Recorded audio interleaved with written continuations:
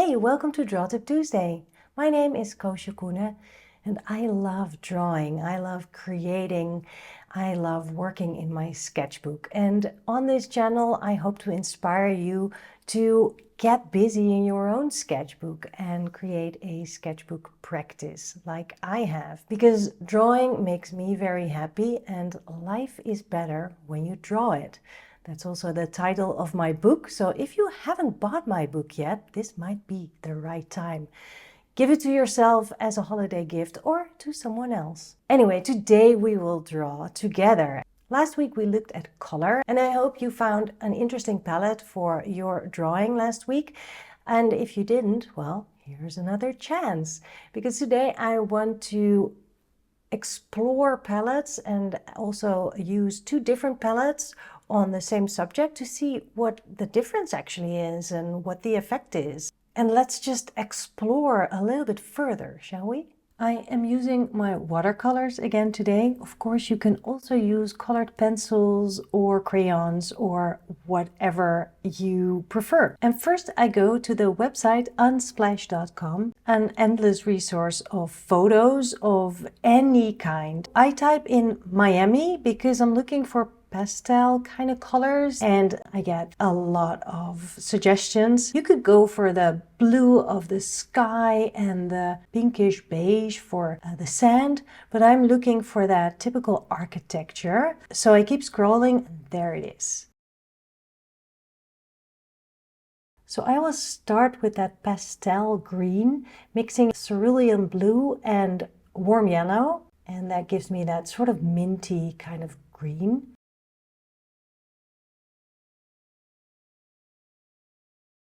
And then for that peach color, I use quinacridone rose and warm yellow. It becomes a little bit more of an orange, but when I put it down on paper, it really does get that peachy color. So I'm happy with that. And I now know how to mix it with my set of watercolors. And then I pick the sky, and that's a cerulean chromium blue. So that is my Miami palette. I now know how to mix it, but if you are not so familiar with your watercolor palette yet, then make sure that you take notes on how you mix your colors. So it's not an endless search every time you try to mix that peach, for example, or a certain minty green. I found this photo of New York by night. Of course, I need the yellow from the yellow cab. That comes straight from my pen. It's the new Gamboge warm yellow.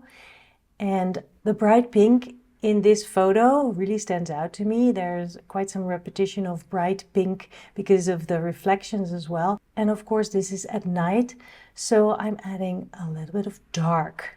So what I'm using for that is one of my favorite blue colors, indigo. And I think there's actually a little bit of green in there. Well, whatever. That's what you get if you don't clean your palette well. I'm fine with that. I can live with that. Cleaning my palette again and moving on to the next reference for color. And that is a familiar one for me, Amsterdam.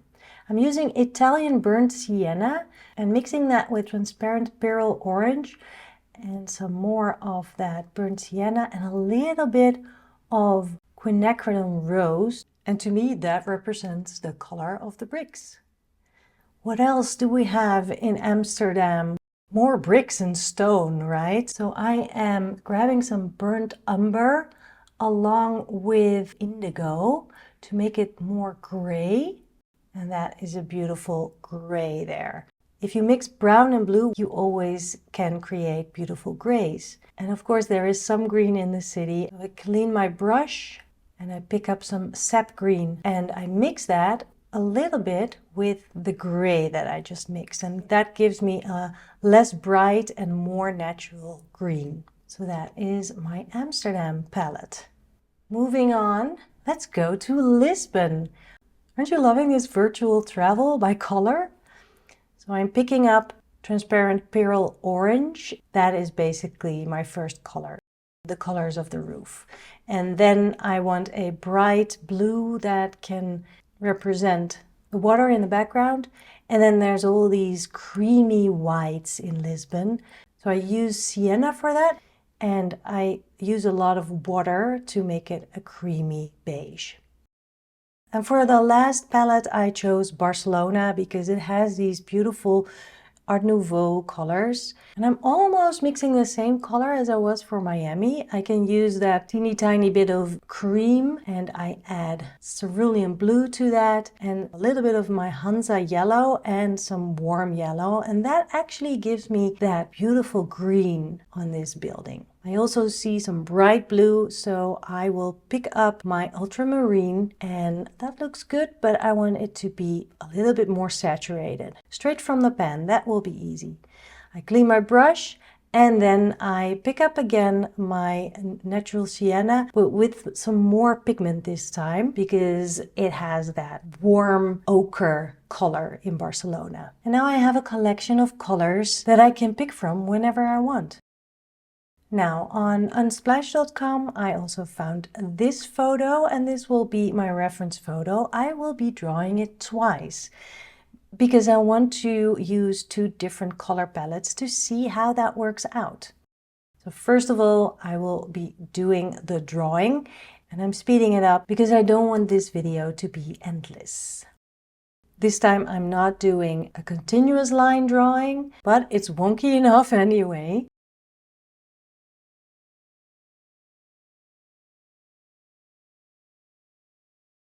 Let's take a look at that palette. I really like the colors of the Barcelona photo. So I'm going to mix quite a bit of that green so that I have enough for the whole drawing.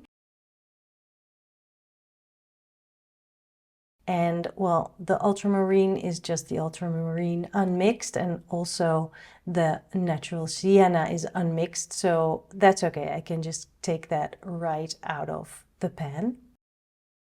And it feels right to start with the yellow for those ankles. And then actually it's also kind of logic to use the green for the trees in the background. And well, I have a third color, and that's blue, so I will use that for the jeans. I'm using the same blue but with lots more water so that I create a very light shade of blue, and I can also use that for some shading on top of the skin.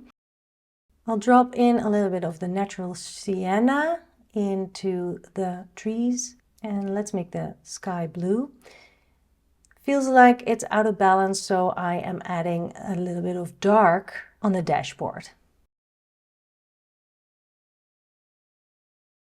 I let it dry, and now I can add a second layer on top of the dried watercolor to darken some of the bits.